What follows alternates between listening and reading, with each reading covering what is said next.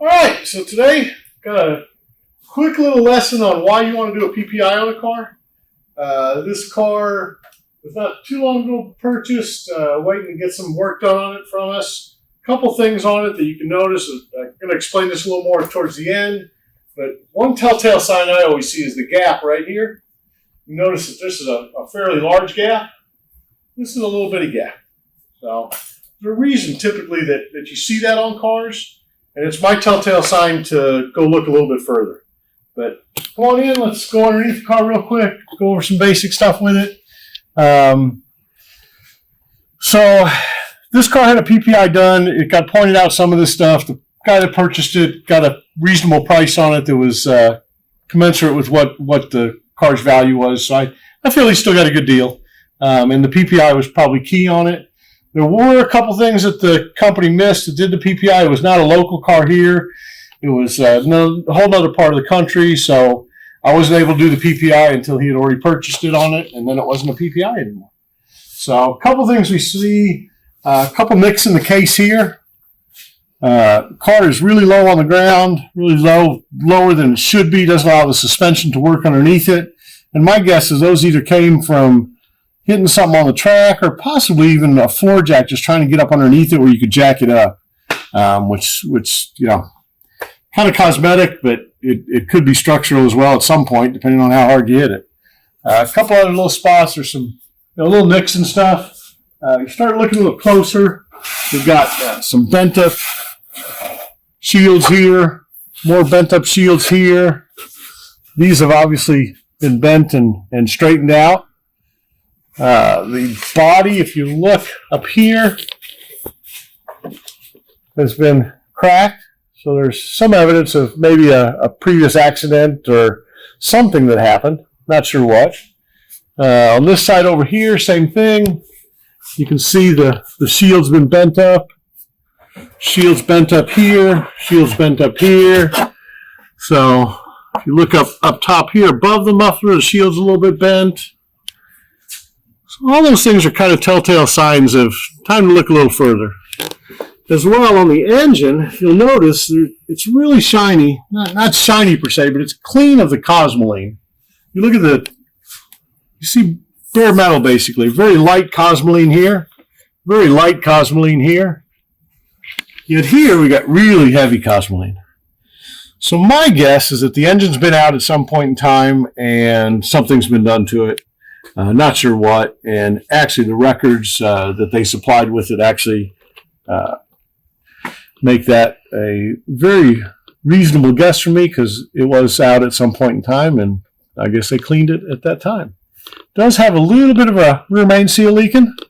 As you can tell, this is not a regular 996, it is a GT3, so not as big a deal to do. It's no worries with the IMS. It's not as bad as you think. It's just a rear main seal probably.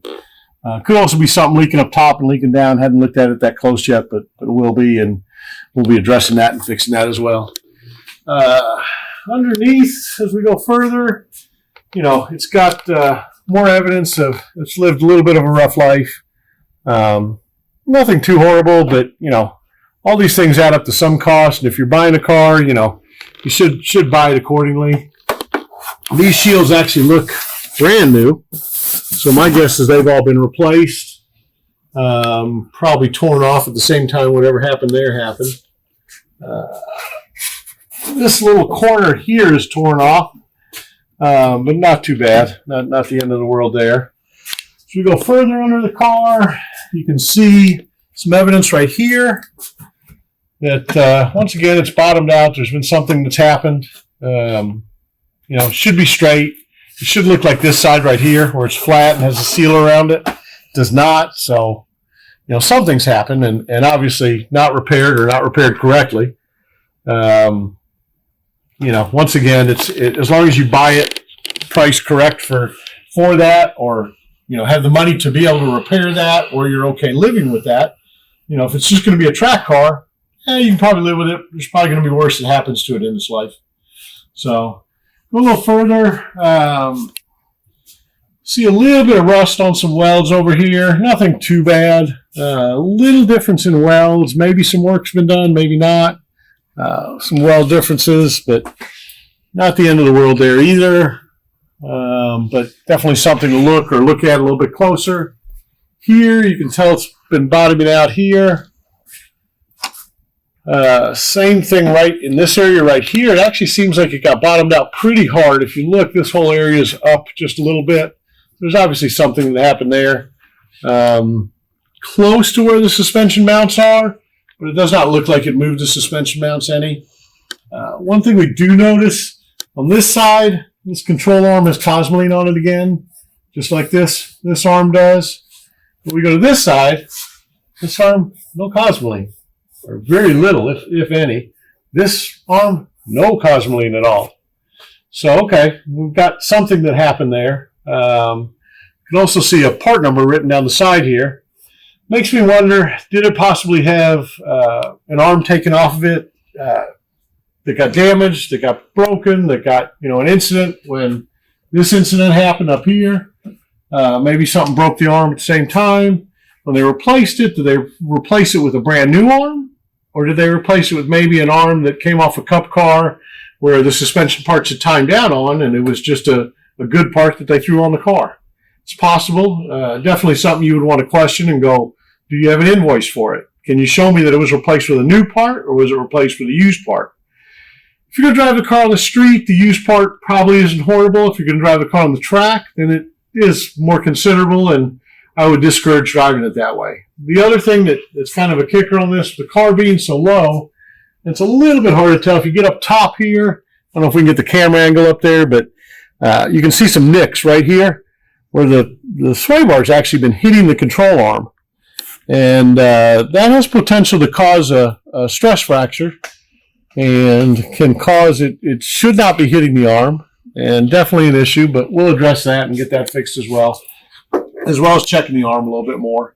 The rotors, you'll zoom in here with the camera, you can see you've got a considerable amount of cracks. I don't know if it's better with the flashlight or without. Do it both ways for you.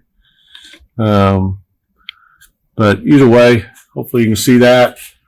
Over here, as well as having some rubber still in there, dust shield's cracked, kind of broken. Once again, some insight that something's possibly happened, so we need to address some stuff there. We're going to have to change the spring rates as well as change the ride height on it. It appears the tie rod end has actually been hitting the coolant tube up here, or the boot for it, one of the two, but either way, that's not supposed to really happen. Inner fender well shield is in pretty good shape. Nothing too bad there. What we did find with it, which I've got over here, this was actually just dangling on there just barely. This is part of the brake duct. And it was basically flopping around, making all kinds of noise, and in the process of being torn off and destroyed. So we're going to have to refasten this on there. Some clamps, some tie wraps, some bolts, make sure it gets, there's some plastic certs, and make sure it stays on there. Once again, here you can see that it's been hitting it harder than it's designed to. It's not designed to hit it at all, and it's cracked it up here as well. On this one, we'll either replace it or possibly do some repair, some plastic repair if we think we can get away with it. Save a part if it doesn't take too long to do. They can kind of be an expensive part as it's a made in Germany cup part. But anyway, there you go for that. We'll leave that off now so it doesn't get any further damage. Front bumper as well, you can tell it's obviously had a lip spoiler on it. Don't know if it had a cup car lip spoiler or what, but they tried adhesiving it, they tried bolting it in, and it still gets ripped off. And once again, part of the reason is the car's too low. It just does not allow the suspension to work, and it rips everything off underneath the car. So I don't recommend having the cars this low. So let me go over here, and I'm going to show you what we started out the video with and why the exhaust tips were lower on one side than the other. Typically see the right side engine mounts or passenger side of the car. since we're a left-hand drive car, if you're watching from England, maybe the other way around, maybe the driver's side car then, passenger side or right side of the vehicle. This is basically a used mount, engine mount, but it's in still pretty good shape. If I try to hold the mount and move it, very little movement from it. You'll note the height here on this mount versus the height on this mount, and I'm talking about the black rubber, from the metal to the black top of the black rubber. So that distance right there, that distance right there, that distance right there, and that distance right there. You'll notice it increases as we go from this one to this one to this one to this one. And part of the reason is that this mount's used but still good. This mount is used and kind of going out, not so good. You see the difference in the play between the two. This one barely moves at all. This one moves a little bit more. This one, bigger gap once again, moves even more. Moves a lot that way. This one right here, you'll notice it's versus the comparison of the colors between them on the top, this one appears to have leaked something out. Well, these are hydraulic mounts in that they have fluid in them, so it's not just the solid rubber. The rubber is actually hollow inside, and it has a fluid which actually dampens the effect of the engine movements and engine vibrations, so that helps for absorb some of the noise and vibration and harshness of it all. So the fluid's leaked out on this mount, so this mount's completely shot. And as you can tell, it takes nothing at all for me to move it all around. I could probably even pull this out if I tried really hard, but I'm not going to try. If your mount's like this, where it just barely moves, you could replace it, but it's still really good. It's okay. I would guess you won't notice an exhaust tip difference with this mount. With this mount, you'll probably notice a little exhaust tip difference. With this mount, a little bit more. And with this mount, you'll notice a big difference. I thought this car would have solid mounts in it, but as it turns out, it does not. It has the stock mount still. And my guess is the mounts in it are probably at about this level right here. And that's what's causing the difference in the gap. You can't always use that as a pure sign for motor mounts because you can't adjust the tips and move the tips up and down. So it's possible that somebody, maybe bumped a curb or bumped a lawn or driveway or something and moved the tip a little bit. That is possible as well. But whenever I see that, it's a telltale sign for me to go, okay, let me look a little further here and look a little closer and see if we have a motor mount issue and the car needs mounts or not. And a lot of people be surprised because I'll walk up to a car and go, I think you need motor mounts. Let me check. And they're like, how the hell did he know to look there? And the whole giveaway is the height of the exhaust tips and where they're at in comparison.